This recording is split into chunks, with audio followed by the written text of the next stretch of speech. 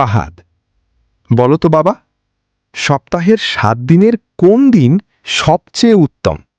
হুজুর, আমার বাবা বলেছেন পবিত্র জুমার দিন মানে শুক্রবার সপ্তাহের শ্রেষ্ঠ দিন।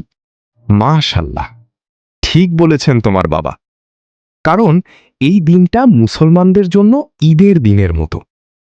রাসূল সাল্লাল্লাহু আলাইহি ওয়াসাল্লাম বলেছেন, সূর্য উদিত হওয়া দিনগুলোর মধ্যে সর্বোত্তম দিন হল জুমার দিন। সহিহ মুসলিম।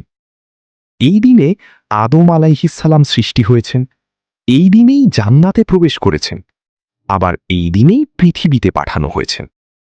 তাই জুমার দিন শুধু ছুটির দিন না, এটা রহমত, মাগফিরাত আর দোয়া কবুলের দিন। হুজুর, আমিও এই বরকতময় দিনটা এমনিই কাটাবো না, বরং আমি আমার মা বাবা ও আমার হুজুরের জন্য দোয়া করব। আল্লাহ আমাদের সবাইকে হিদায়েত দান করুন।